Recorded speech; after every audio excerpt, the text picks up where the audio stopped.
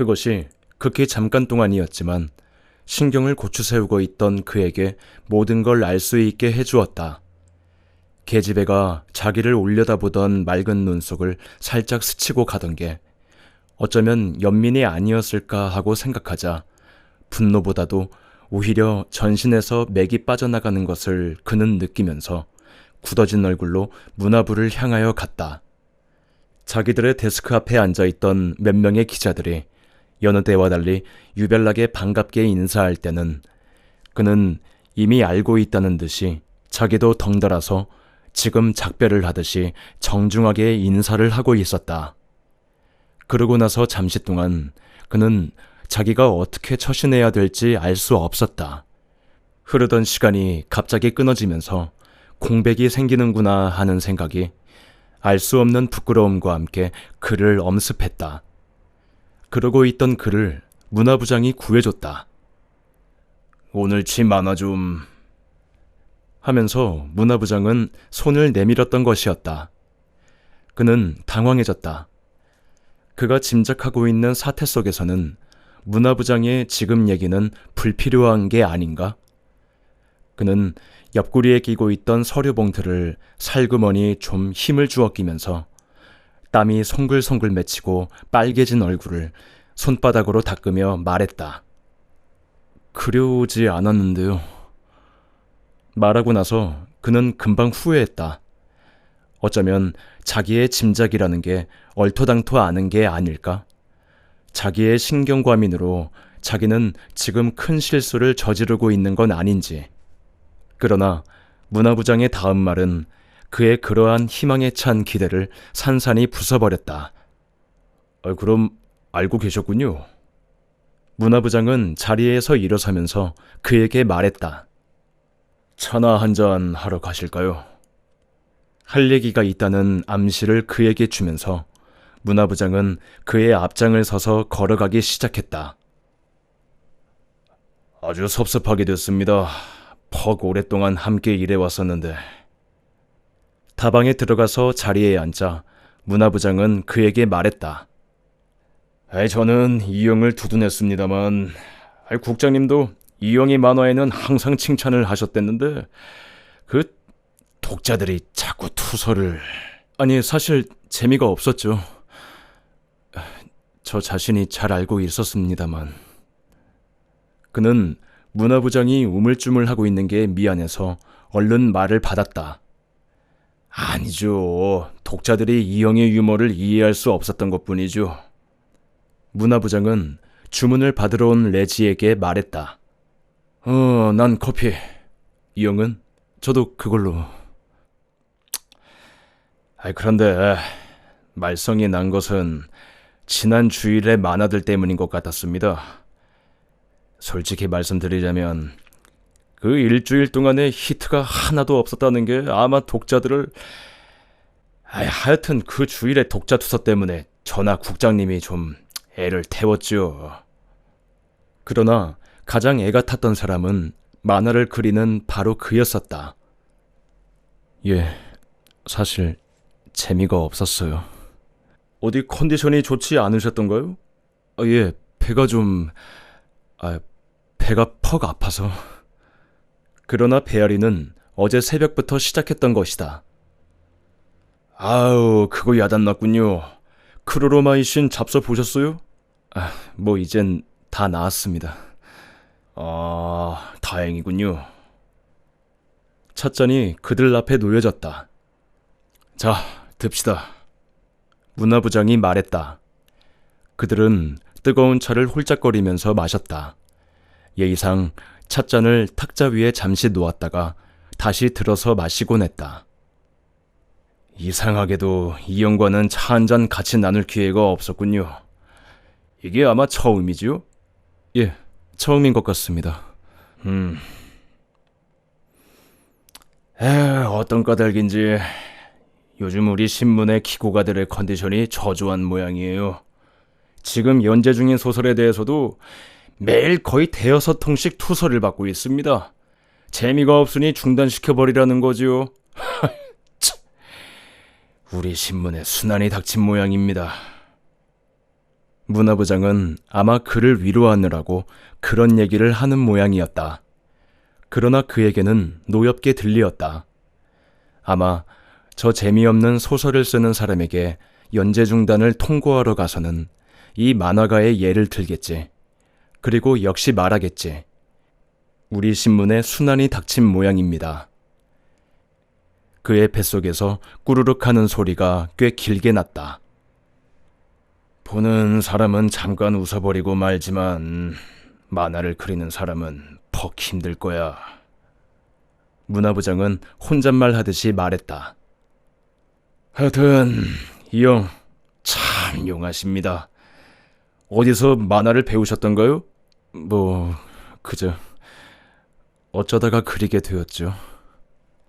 그리고 어쩌다가 당신네 신문사에서 밥을 얻어먹게 되었고요 라고 말하고 싶었으나 물론 그 말은 입안에서 사라져버렸다. 사람을 웃긴다는 게 쉬운 일이 아니거든. 이 형, 무슨 비결 같은 게 없습니까? 만화를 그리는데 말이에요. 말하자면 만화 그리는 걸 배울 때 이렇게 하면 사람이 웃는다라는 법칙 같은 게 있어요? 문화부장은 마치 아주 무식한 사람처럼 얘기하고 있었다. 그는 문화부장이 지금 무식을 가장하고 있다는 걸 알고 있었다. 그것은 바꾸어 말하자면 이쪽을 무식한 자로 취급하고 나서 자기가 이 무식한 자의 수준만큼 내려가 주겠다는 의도임이 틀림없다고 그는 생각했다. 그래서 그는 문화부장이 괘씸해지기 시작했다. 아시겠지만 그는 약간 숙이고 있던 고개를 천천히 들어서 문화부장을 똑바로 보면서 말했다. 사람이 웃음을 웃게 되는 데는 몇 가지 메커니즘적인 과정이 있습니다. 프로이트는 사람이 웃게 되는 과정을 분석하기를. 그러자 문화부장은 이 사람이 도대체 누굴 보고 무슨 강의를 시작할 작정이냐는 듯이 얼른 그의 말을 가로챘다. 프로이트가 그것에 대해서 분류해 놓은 정도라면 누구나 알고 있겠지요. 그렇지만 유머가 성립되는 몇 가지 패턴을 알고 있다고 해서 누구나 금방 우스운 만화를 그릴 수 있는 건 아니지 않습니까? 이 형도 그 패턴들에 대해서는 잘 알고 계시지만 이따금 우습지 않은 만화가 나온다는 경우가 있지 않습니까?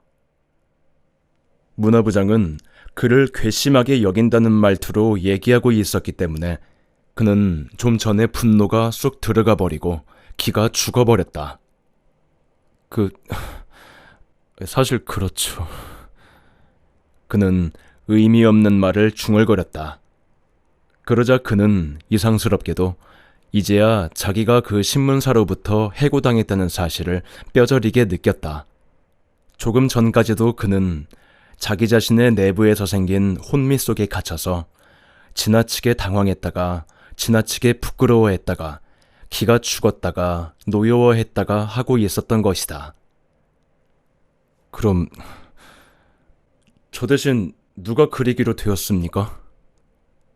그는 문화부장을 향하여 처음으로 사무 냄새가 나는 질문을 했다.